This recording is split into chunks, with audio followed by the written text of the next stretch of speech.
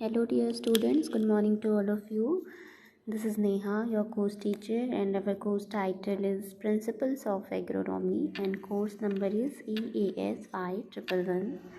So our today's topic is again the classification of manure and fertilizer, because in our previous lecture we had seen that the classification of manure. Okay, so again this lecture we will discuss the classification of manure in the second part, which is concentrated organic manure. Okay, so we had seen that bulky organic manure. So in bulky organic manure we had discussed that FYM. Okay, and then compost, and then village rural compost, and the town and urban compost, and the sewage and slush. Okay, so in this lecture we will discuss the oil cakes and another ones, green manure, like that. Okay, so let us see.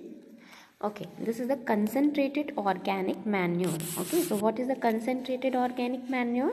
So as you can see that concentrated organic manure are those manure which are rich in particular nutrient but relatively having low volume of organic materials. ठीक है, मतलब वो relatively किसी एक nutrient rich होता है, या तो वो नाइट्रोजन हो सकता है, it could B nitrogen, phosphorus और पोटेशियम, बट ऑर्गेनिक मटेरियल्स जो होते हैं, ठीक है, ऑर्गेनिकली मतलब ऑर्गेनिक मटेरियल हम ऐसे कह सकते हैं कि जो ऑर्गेनिकली हमारे सॉइल पे जो नेचुरली प्रोवाइड्स जो न्यूट्रिएंट होते हैं वो जो होते हैं वो लेस अमाउंट में होते हैं. ठीक है, मतलब ऑर्गेनिक केमिकल्स, मतलब आप कह सकते हैं जो माइक्रोब्स होते हैं ना, जो हमारे जो भी ऑर्गेनिक मैन्योर होते हैं उसमें माइक्रोब्स होते हैं. ठीक है, तो ये जो माइक्रोब्स होते हैं वो हमारे सॉइल पे क्या करते हैं, डिकम्पोजिशन प्रोसेस करते हैं. इस वजह से हमारी जो सॉइल है वो हमेशा वेरिएबल होती है, भुरभुरी मिट्टी होती है ना. जैसे हम टीलेज ऑपरेशन करते हैं, मिट्टी उलट पलट करते हैं ताकि water infiltration, water holding capacity जो है मेंटेन रहे सॉइल की, इजंट इट. तो ये सारी चीज़ें जो हैं वो एज़ कम्पेरेटिव टू बल्कि ऑर्गेनिक मैन्योर, और ये जो कंसनट्रेटेड ऑर्गेनिक मैन्योर में ये कैपेसिटी जो होती है वो क्या होती है, कम होती है. Okay, so we have such examples like oil cakes, blood and bone meal, fish meal, presses mud etcetera. So this oil cake is very important. ठीक है, ऑयल केक मतलब जो भी ऑयल सीड्स क्रॉप होते हैं, ठीक है, उसके जो क्रॉप रेसिड्यूज़ रह जाते हैं, तो उस क्रॉप रेसिड्यूज़ को हम एज अ मैन्योर यूज़ करते हैं. ठीक है, उसको केक के जैसे हम एक कॉम्पैक्ट पोर्शन में हम एक कॉम्पैक्ट स्ट्रक्चर तैयार करते हैं उसका थ्रू द डिफरेंट प्रोसेस, और उसके बाद वो हम रखते हैं, और जब हमें उसका रिकमेंडेशन या रिक्वायरमेंट हमारे फील्ड पे होता है तब हम उसे एज सच हमारे फील्ड पे अप्लाई करते हैं. ठीक है, so we have oil cakes and the green manure. The second portion is green manure. So first we take oil cakes. So oil cake is a residue left after the oil is extracted from oil containing seeds. Okay, suppose groundnuts हमने लिया, ठीक है, जैसे groundnuts cake होते हैं तो groundnuts हमने लिया, ग्राउंडनट्स का पैड जो है वो हमने अलग कर लिया. ठीक है, मतलब जो उसका पॉड्स जो है उसको सेपरेट कर लिया हमने सीड से. ठीक है, तो जो सीड से बन गया, तो जो पॉड्स रह गया उसमें भी बहुत सारे क्या न्यूट्रिएंट अवेलेबल होते हैं. ठीक है, न्यूट्रिएंट कंटेंट होते हैं उसमें भी.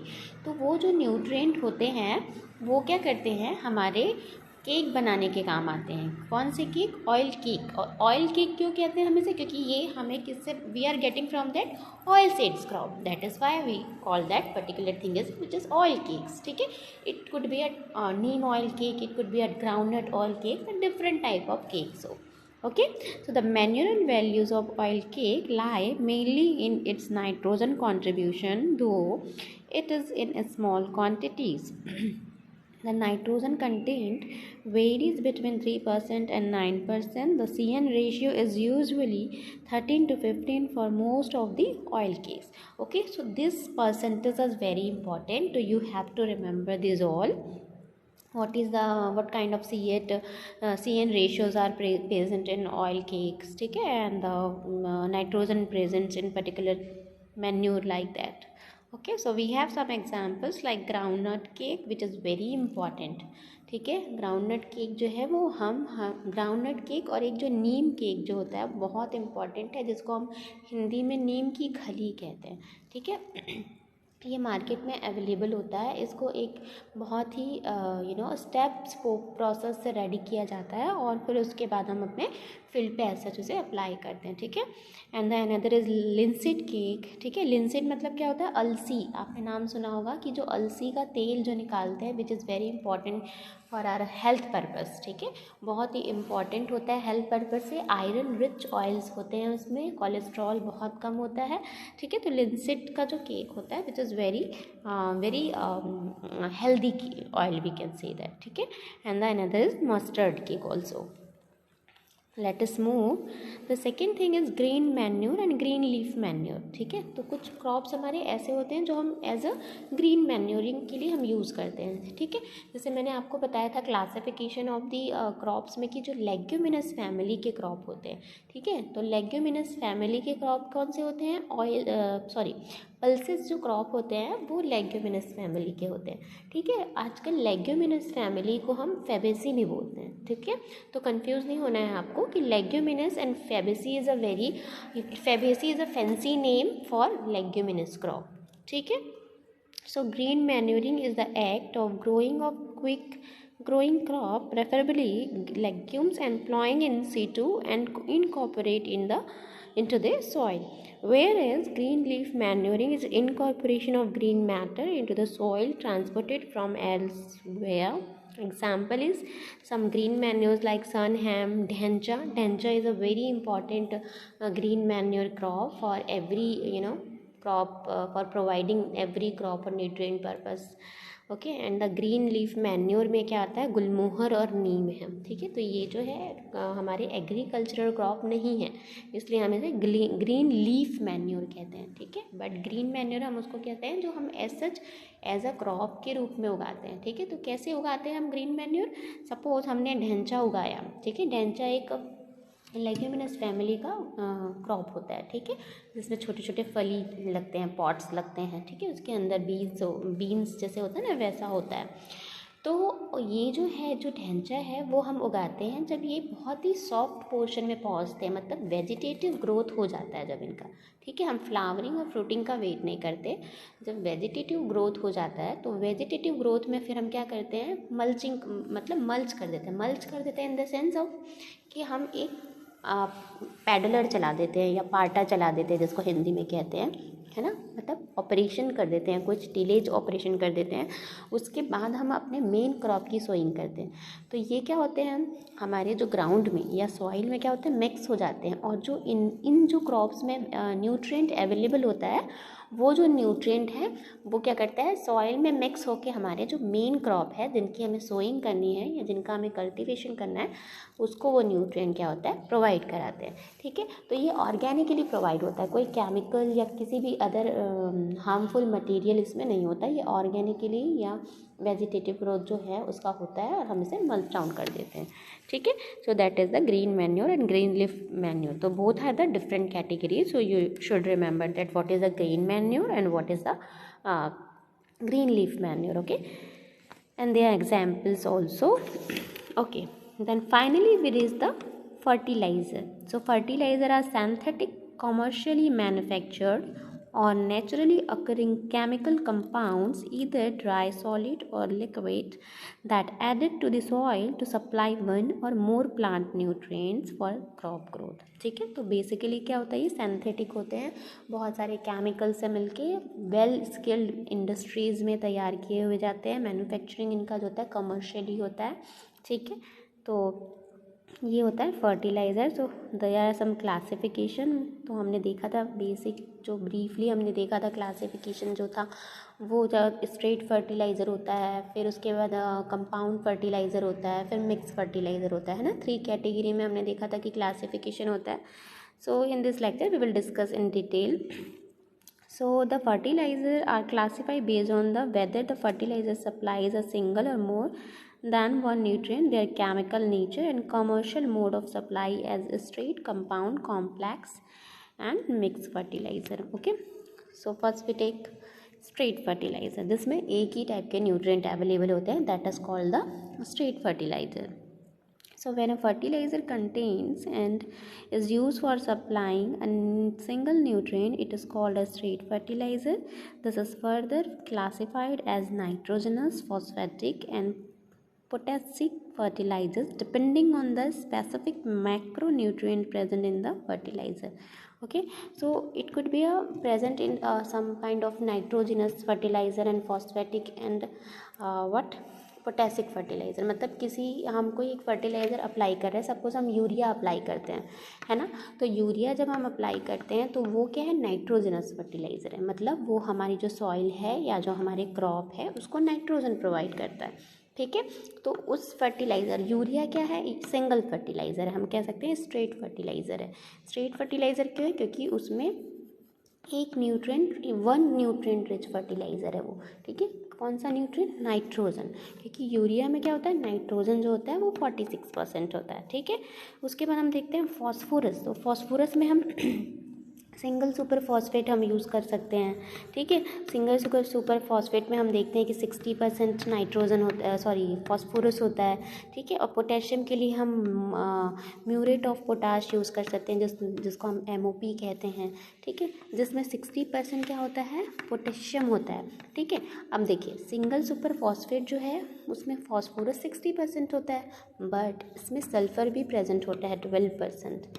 So always remember. ठीक है, तो वो माइक्रो न्यूट्रिएंट्स सल्फर भी प्रोवाइड कराता है, लेकिन वो फॉस्फोरस रिच होता है. ठीक है, क्यों फॉस्फोरस रिच होता है, क्योंकि उस फर्टिलाइज़र में फॉस्फोरस का कंटेन जो होता है या कंपोजिशन जो होता है, जो भी परसेंटेज जो होता है वो क्या होता है, एज कंपेयर टू सल्फर जो है वो कम होता है. Okay, so when a fertilizer contain and is used for supplying a single nutrient, it is called a straight fertilizer. This is further classified as nitrogenous, phosphatic, potassic fertilizer depending on the specific macronutrients. मतलब देखिए SSP में macronutrients क्या present है, phosphorus present है, but micronutrient भी present है. ठीक है, जो कि कम मात्रा में है या कम परसेंटेज में है. ठीक है, तो ये सारी जो मैंने बताया आपको, urea, SSP, single super phosphate और MOP, म्यूरेट ऑफ पोटाश, ये जो है स्ट्रेट फर्टिलाइज़र है. ठीक है, then the nitrogenous fertiliser. So nitrogen fertilisers are those fertiliser containing nitrogen as major nutrient. It is may be either a nitrate or ammonium or amide fertiliser depending on the form of nitrogen present. ठीक है, जिस form में nitrogen वहाँ present होगा उस fertiliser में, that is the nitrogenous fertiliser. ठीक है, तो जो नाइट्रोजन है वो नाइट्रेट या अमोनियम नाइट्रेट या अमाइड के फॉर्म में अलग अलग फार्मूला बेस्ड बनता है ना, केमिकल कंपोजिशन. तो उसके हिसाब से हम उसे नाम दे देते हैं कि वो अमाइड फर्टिलाइज़र है या नाइट्रेट फर्टिलाइज़र है या क्या है, अमोनियम फर्टिलाइज़र है. ठीक है, then the second category is phosphatic fertilizer. So they are classified into 3 group based on the solubility of phosphate contained in the fertilizer. ठीक है, soluble और water soluble होता है. कुछ fertilizers ऐसे होते हैं जो वाटर सॉल्युबल होते हैं, मतलब पानी में घुलनशील होते हैं. ठीक है, और कुछ फर्टिलाइजर्स ऐसे होते हैं जो वाटर सॉल्युबल नहीं होते, फैट सॉल्युबल होते हैं, जो पानी में घुलनशील नहीं होते. एक अनदर जो भी एडजुवेंट्स हैं हमें उसमें मिलाने की आवश्यकता होती है.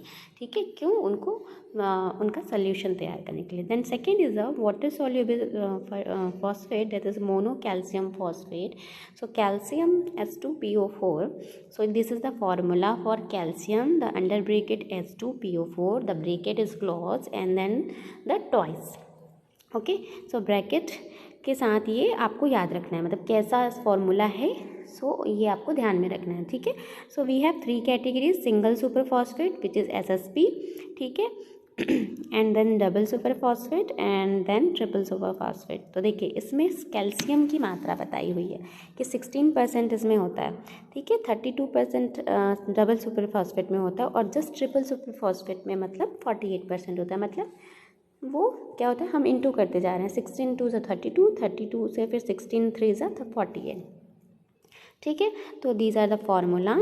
सो ये आपको ध्यान में रखना है. Okay, the second thing is citric acid soluble phosphate, ठीक है, which is also known as dicalcium phosphate and the formula is calcium, ठीक है, which symbol is Ca and the under brackets H2PO4, the bracket is closed and then twice. Okay, so basic slag, we have two category under this for soluble phosphate fertilizer.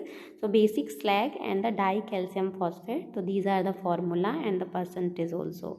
Okay, and the second is insoluble phosphate which is also known as tricalcium phosphate, तो वो insoluble phosphate होता है, ठीक है, तो उसका एक formula है जहाँ पे आपको कैल्शियम का सिंबल लगाना है which is Ca and the thrice, then under bracket PO4, the bracket is closed and the twice also, ठीक है. Then the rock phosphate, and in this insoluble phosphate we have three category: rock phosphate, bone meal, steam bone meal. Okay, so these are the percentage which is very important, you have to remember this all. Okay, and the third thing is potassic fertilizer. So muriate of potash जिसमें 60% मैंने बताया था कि potassium available होते हैं. Then the sulphate of potash which is 48 to 52% present होता है. The potash nitrate and the schoenite, ठीक है.